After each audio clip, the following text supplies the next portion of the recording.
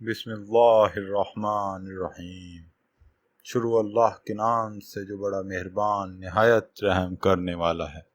ایسی ویڈیوز دیکھنے کے لیے ہمارے چینل کو سبسکرائب کریں اور بیل آئیکن کو پریس کریں تاکہ ہر نئی ویڈیو کا نوٹیفیکیشن آپ کو مل سکے، جس سے ہم اپنی زندگی اور آخرت کو بہتر بنا سکتے ہیں۔ تہجد کا لفظ عربی لفظ وجود سے نکلا ہے اور یہ لفظ دو متضاد معنی کے لیے استعمال کیا جاتا ہے، یعنی اس کے معنی سونے کے بھی آتے ہیں اور سونے کے بعد بیدار ہونے کے بھی آتے ہیں۔ اب جو سوال ہمیں تنگ کرتا ہے وہ یہ ہے، کیا ہم تہجد بغیر سوئے پڑھ سکتے ہیں؟ تہجد ایک نفلی عبادت ہے، یعنی یہ فرض نہیں ہے۔ اگر آپ پڑھیں گے تو بہت اجر ملے گا اور اگر نہیں پڑھیں گے تو کوئی گناہ نہیں۔ احادیث اور قرآن میں کہیں بھی یہ نہیں آیا کہ آپ کو تہجد کے لیے سونا ضروری ہے، لیکن افضل ترین عمل یہی ہے کہ آپ سو کر اٹھ کر تہجد ادا کریں، کیونکہ رسول اللہ صلی اللہ علیہ وسلم بھی باقی صحابہ کے ساتھ ایسے ہی تہجد ادا کیا کرتے۔ تو اگر اللہ نے آپ کو ہمت دی ہے اور آپ میں اتنی طاقت ہے کہ آپ سو سکیں تو آپ کچھ نیند لے کر ہی تہجد کے لیے اٹھیں۔ یہی اللہ کی آپ سے محبت کا امتحان ہے کہ آپ اپنی نیند قربان کر کے اللہ کے حضور سجدہ ریز ہوتے ہیں۔ آج کل ہم میں سے بہت سے ایسے لوگ ہیں جو رات کو جاب کرتے ہیں، جن کی نائٹ ڈیوٹیز ہوتی ہیں، تو ان کے لیے سونا بہت مشکل ہوتا ہے، اور کچھ لوگ ایسے بھی ہیں جو عمر کے اس حصے میں ہوتے ہیں جہاں رات بھر نیند نہیں آتی، اور کچھ کی ہیلتھ کنڈیشن ایسی ہوتی ہے کہ ان کی نیند ایک رات خراب ہو جائے تو اگلی 5 راتیں ان کی جاگتے ہوئے گزرتی ہیں۔ تو اگر آپ کا بھی کوئی ایسا سیریس مسئلہ ہے لیکن آپ تہجد پڑھنا چاہتے ہیں تو آپ بغیر سوئے بھی ادا کر سکتے ہیں۔ اسلام میں ہر مسئلے کا اس سے مسئلے کی نوعیت کے مطابق جواب موجود ہے۔ جیسے اگر فرض نماز آپ کی کسی مجبوری یا بھی کسی بھی سنجیدہ وجہ سے کھڑے ہو کر ادا نہیں کر سکتے تو آپ بیٹھ کر بھی پڑھ سکتے ہیں۔ دین ہمارا اتنا مشکل نہیں ہے، اس لیے آپ بھی اسے مشکل نہ بنائیں۔ بہت سے لوگ اس چیز میں بہت کنفیوز ہوتے ہیں کہ اگر سو کر اٹھ کر تہجد نہ پڑھی تو یہ تو قیام اللیل ہوا۔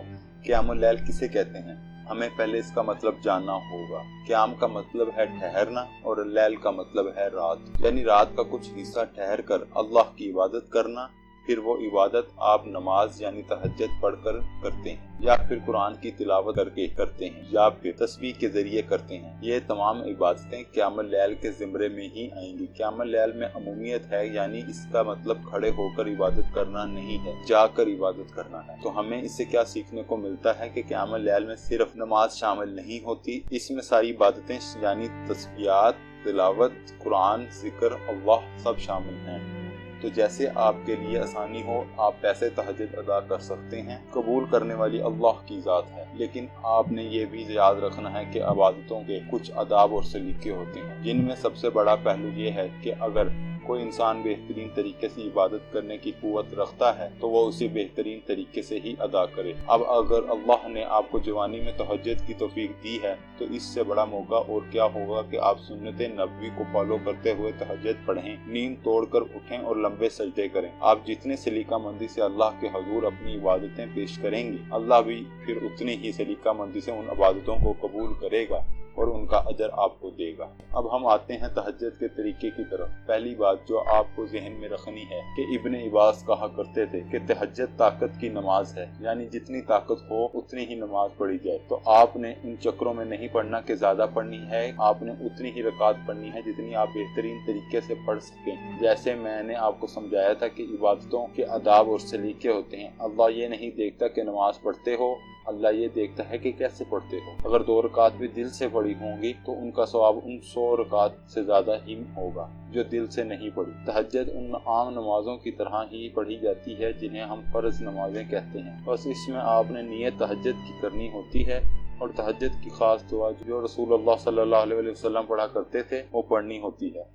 حضرت عائشہ رضی اللہ عنہا فرماتی ہیں کہ رسول اللہ صلی اللہ علیہ وسلم تہجد کے لیے اٹھنے سے پہلے یہ کلمات پڑھتے تھے: 10 مرتبہ اللہ اکبر، 10 مرتبہ الحمدللہ، 10 بار سبحان اللہ و بحمدہ، 10 بار سبحان الملک القدوس، 10 بار استغفر اللہ، 10 بار لا الہ الا اللہ۔ پھر رسول اللہ صلی اللہ علیہ وسلم وضو کرتے تھے اور تہجد کی نیت کر کے تکبیر تحریمہ یعنی اللہ اکبر پڑھ کر ہاتھ باندھ لیتے تھے اور تہجد کی یہ دعا پڑھتے: ہم تیرے ہی لیے ہے کہ تو آسمانوں و زمینوں کا نور ہے، ہم تیرے ہی لیے ہے کہ تو آسمان و زمین کا تھامنے والا ہے، ہم تیرے ہی لیے ہے کہ تو آسمان و زمین کا اور جو کچھ اس میں ہے سب کا رب ہے۔ تو سچ ہے تیرا وعدہ سچا ہے और तेरा कौल सच्चा है, तेरी मुलाकात सच्ची है, जन्नत सच है और दोज़ख सच है, सारे अंबिया सच्चे हैं और क़यामत सच है। ऐ अल्लाह, मैं तेरे सामने ही झुका, तुझ पर ईमान लाया, तुझ पर भरोसा किया, तेरे ही तरफ रुजू किया, तेरे ही सामने अपना झगड़ा पेश करता और तुझसे ही अपना फैसला चाहता हूँ। बस तू मेरी मग़फ़िरत कर दे अगले पिछले तमाम गुनाहों की जो मैंने छुपा कर किए और जो ज़ाहिरी किए। तू ही मेरा माबूद है, तेरे सिवा और कोई माबूद नहीं।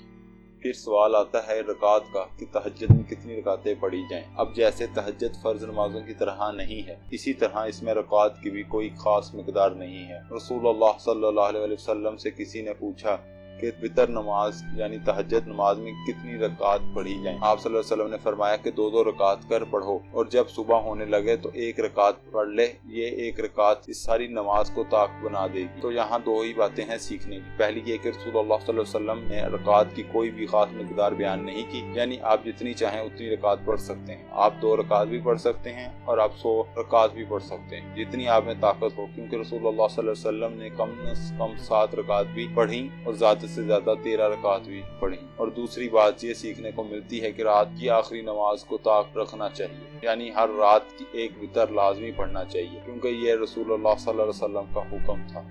अब सवाल आता है कि तहज्जुद का वक़्त कब से कब तक है। तहज्जुद का वक़्त ईशा की नमाज के बाद से लेकर फजर की अजान होने से पहले तक है। रसूलुल्लाह सल्लल्लाहु अलैहि वसल्लम ने खास किसी भी एक वक़्त पर जोर नहीं दिया कि फलां वक़्त ही सिर्फ तहज्जुद पढ़ी जा सकती है। लेकिन अगर आप सुन्नत को फॉलो करने चाहते हैं तो रसूलुल्लाह सल्लल्लाहु अलैहि वसल्लम रात के आखिरी तिहाई हिस्से में तहज्जुद पढ़ा करते थे। लेकिन अगर आप किसी वजह से तब तहज्जुद नहीं पढ़ पाते तो आप किसी भी ऐसे वक़्त में तहज्जुद पढ़ सकते हैं जिसमें आपके लिए आसानी हो। आप तहज्जुद ईशा नमाज के कुछ वक़्त बाद भी पढ़ सकते हैं, आधी रात को भी पढ़ सकते हैं और फजर की अजान से कुछ वक़्त पहले भी पढ़ सकते हैं। और फिर आप बाकी तहज्जुद की नमाज वैसे ही पढ़ते जैसे फर्ज नमाज पढ़ी जाती है। लेकिन साहबा फरमाते हैं कि तहज्जुद की नमाज आप सल्लल्लाहु अलैहि वसल्लम बहुत लंबी पढ़ा करते थे। रकात में लंबी नहीं, अज़कार में लंबी, यानी रकू लंबे पढ़ते थे, घंटों तक सजदों में रहते। तो ये थी तहज्जुद की मुख्तसर कहानी। एक बात जो आप सबको याद रखनी है कि तहज्जुद की फजीलत और अहमियत बहुत है, लेकिन अगर आप फर्ज नमाजें छोड़कर सिर्फ तहज्जुद पढ़ेंगे तो आपको इसका असर अपनी जिंदगी पर नहीं नजर आएगा। तहज्जुद की दुआ में ताकत तब ही आती है जब आप बाकी फर्ज नमाजें पूरी करते हैं, क्योंकि इसकी पूछ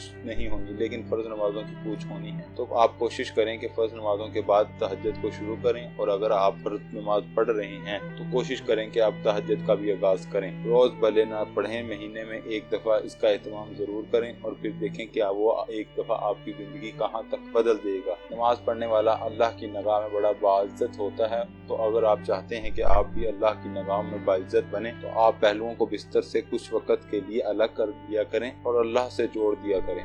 उससे जुड़ना आपको कभी टूटने नहीं देगा।